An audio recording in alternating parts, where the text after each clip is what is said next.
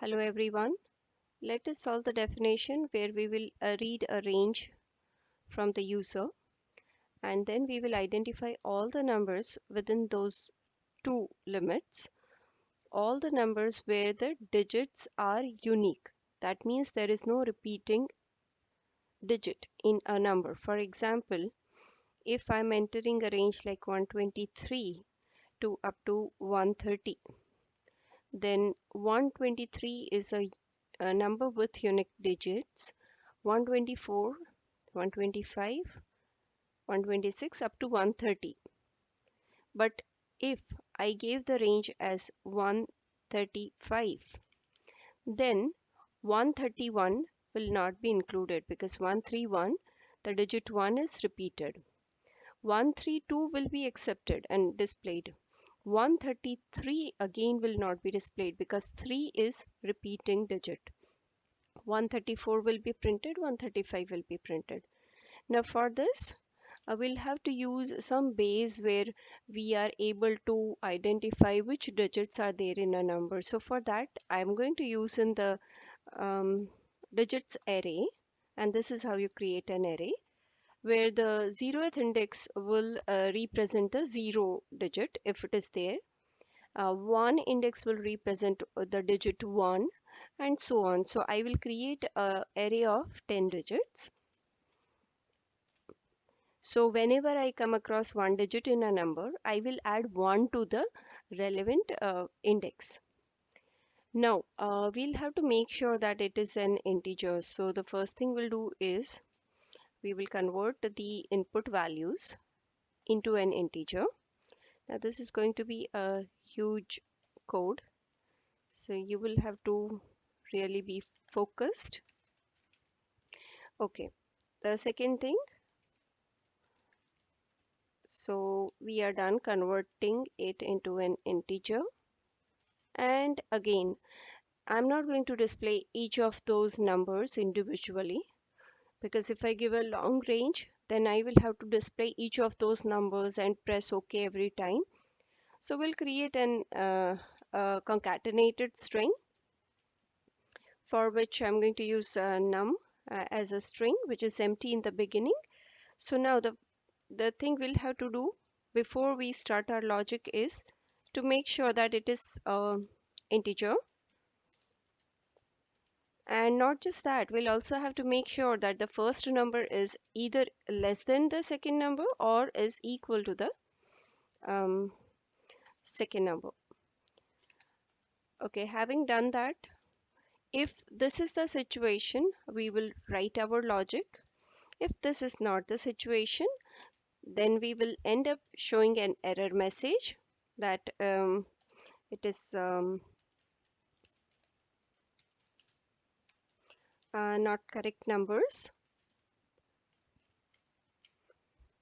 So that is done. And finally, this is the closing of the else. Now let us create our entire logic here.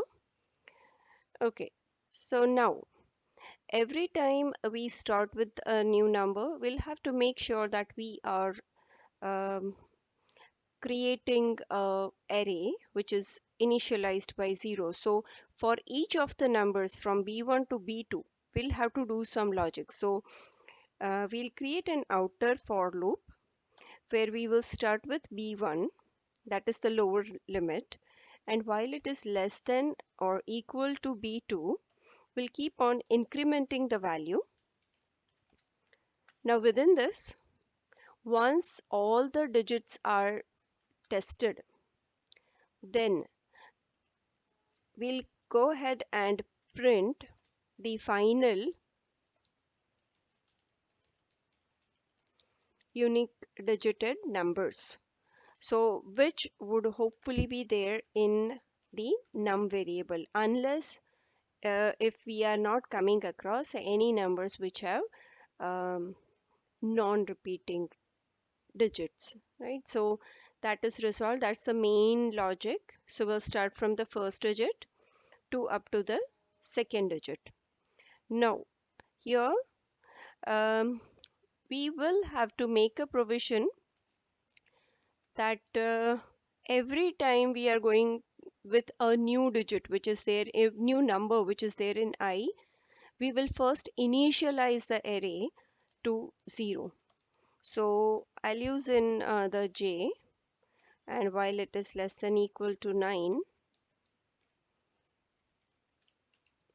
we will simply initialize the array, that's a digits array, at the jth position to 0. Now what will happen is, say for example the number is 123, then index 1 will be added with 1, index of 2 will be added with 1, and index of 3 will be added with 1. So each of the index positions 1, 2 and 3 will have the number 1 in it. If the number, say for example, is 133, then index position 1 will be added with 1, index position 3 will be added with 1, and again index position 3 will be added with 1. So each of the location may be either 0 or 1 or greater than 1.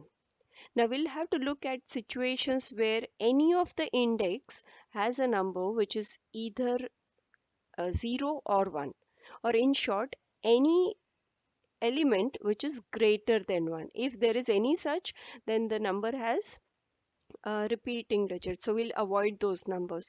So first thing we'll do is we'll initialize the array with 0.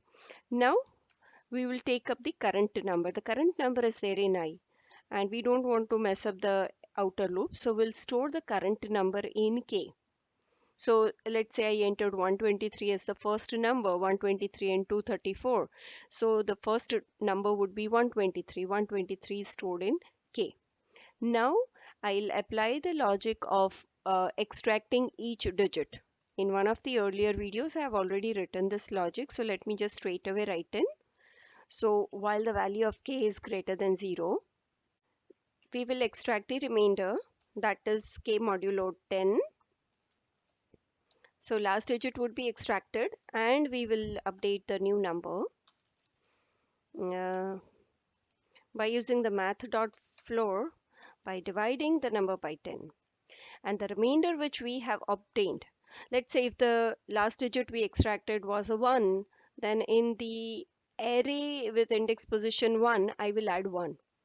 So I will simply write in digits of the remainder position. We'll use it as the index, and that is what we would do. So for example, if I entered 123, then index position 1 will be added with 1. Index position of 2 will be added with 1. Index position of 3 will be added with 1.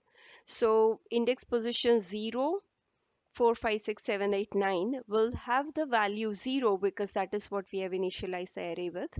And those digits which were extracted, those relevant index positions will be added with 1.